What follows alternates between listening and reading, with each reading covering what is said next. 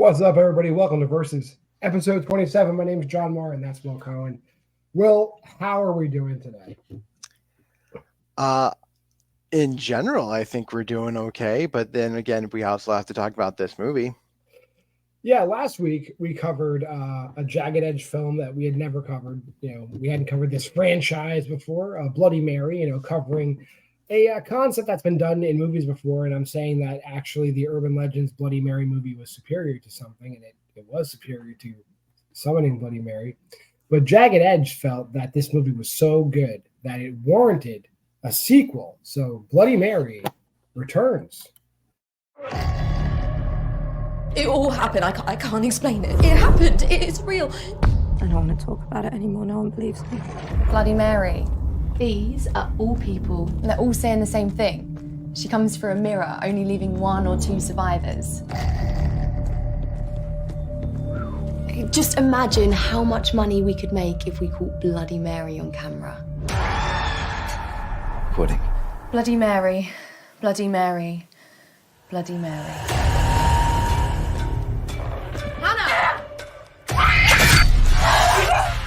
Bloody Mary is real. It doesn't feel right. This ghost, whatever she is, she'd kill any one of us. Stop her from hurting anybody else. We have to try. Get away from that mirror. Risky. No. Deliver us from the devil's snare. Bloody Mary! Bloody Mary! Bloody Mary!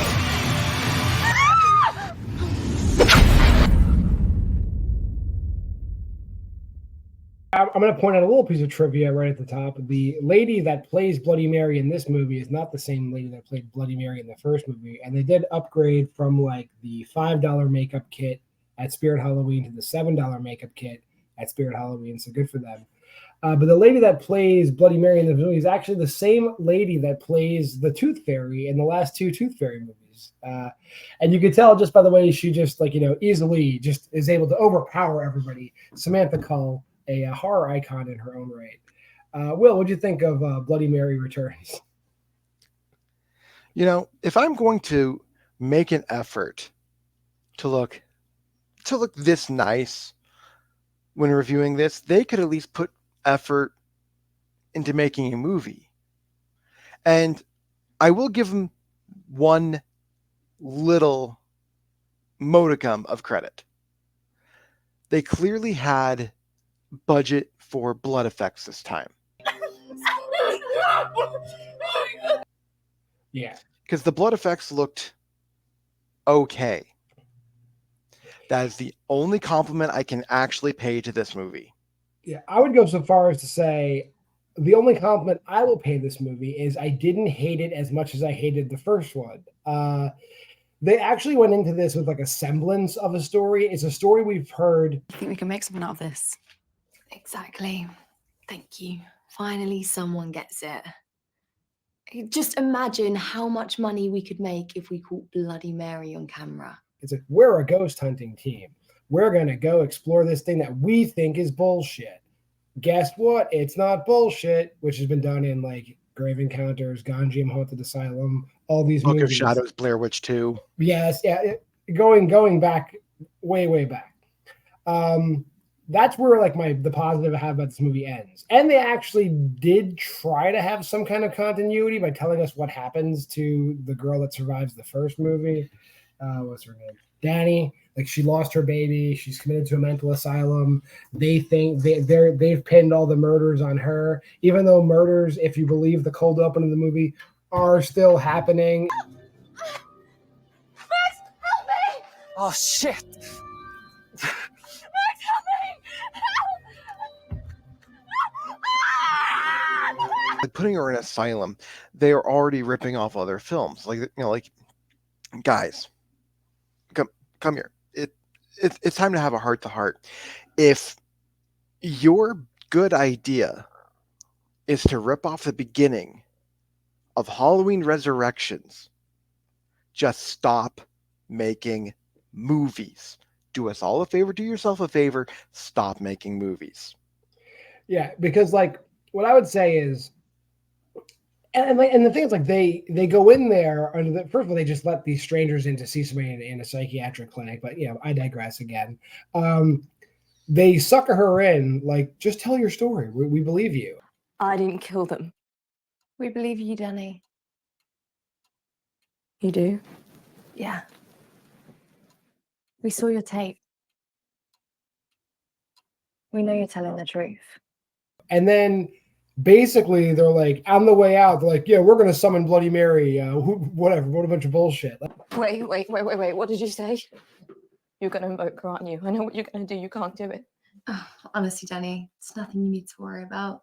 Just an experiment, that's all. No, you can't listen to me. Please listen to me. You cannot do it. Don't worry. She's gonna kill you all. Please listen. Please, she will kill you. Don't worry. No, she's gonna come for you. I'll handle her. No, you cannot. And then the nurse comes in, and the nurse is like, they are right. You are full of shit. Watch. I'll do it. And then she just summons Bloody Mary and gets killed. I'd love to see how that scene continues, because now you have a dead body in her room in the mental asylum, but they never go back to that. Bloody Mary. Bloody Mary. Bloody Mary. I think all of that company made you a little overexcited. I'm sure you'll feel much better.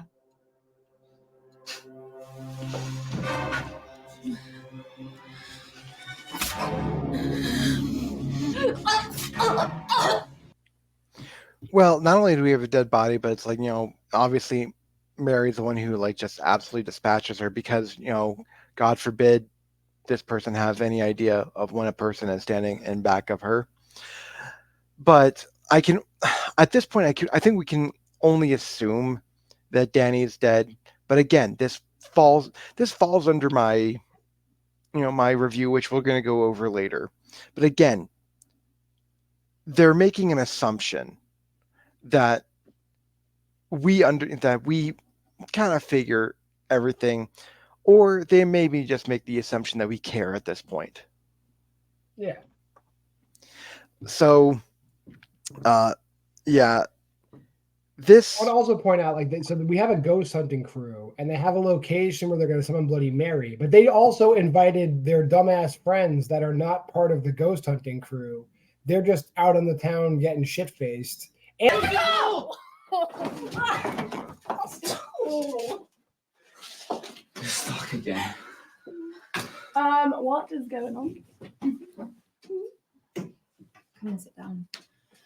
And there's also another girl that's just in the house. Like, it's a real community operation, even though only 4 people are part of the ghost hunting team. Again, this is one of those films that. Okay. I'm at this point, I'm going to mention something that you told me about that I absolutely hate about ITN distribution. They have they have another offshoot of ITN distribution that's all just softcore porn. I believe wholeheartedly they got this crew to shoot one of those softcore pornos. Got all the locations, got everything. And then day of filming, no one wanted to fuck.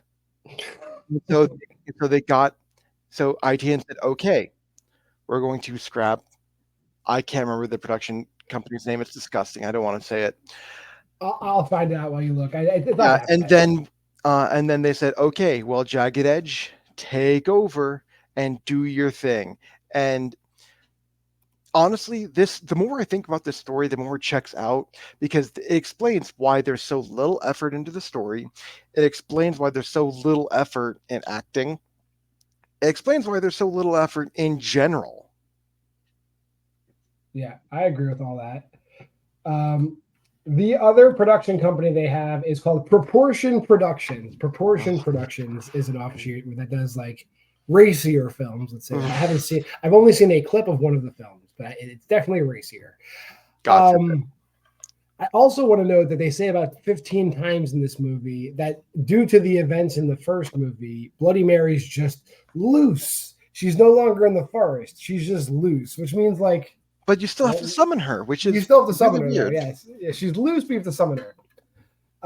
Weird. And then is this like the Biggie Smalls episode from South Park where he's just out and about, and if you just say Biggie Smalls 3 times, he just shows up and gets pissed? Yeah, exactly. Like I'm pretty sure it's those rules. Yeah, because like she's in the beginning, in the cold open, she's chasing people through the forest where there are no mirrors, and they make it very clear that she's twisted in, she's in our plane of existence, but you can still summon her whenever you want. Also, the other rules are in play that you don't have to be involved in summoning her to get killed, because the first girl that gets killed in the house is just mind their own business.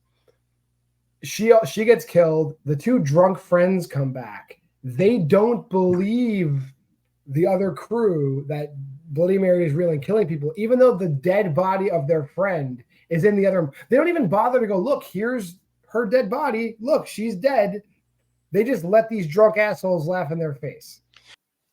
So you're saying that a ghost stabbed Hannah and then took Mel into the mirror? So I think we buried the lead at one point here, because wasn't the other grand plan that if they weren't for any reason able to summon her, they were going to fake it?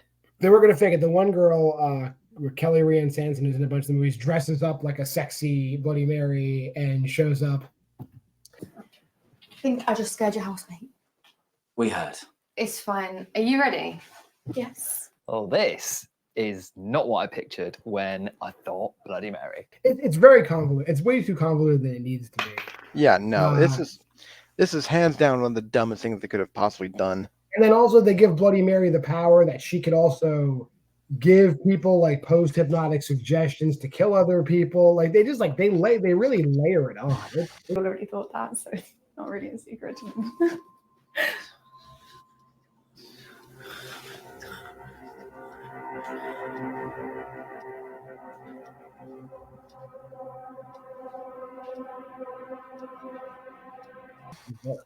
Which, if you're familiar with anything, every single time this is the same complaint that we have every single time we cover any one of these urban films based on urban legend. They didn't base it on the urban legend. They did not. The easiest fucking thing on earth is to base something on an urban legend, and they couldn't even do that right. Well, as expected, people are getting pulled in and out of the red hellscape. People are getting killed. They're forcing people to kill themselves. They're forcing people to kill each other. It's really it's very willy-nilly how it goes about doing it. People are going, hey, we're going to go into the mirror dimension, and they just get immediately dispatched for no reason. Yeah, so I don't even know. I think at the end of the movie, now Bloody Mary is just a regular ass person. She's disguised as a regular ass person. So now she's fully ingratiated herself and ingrained in society.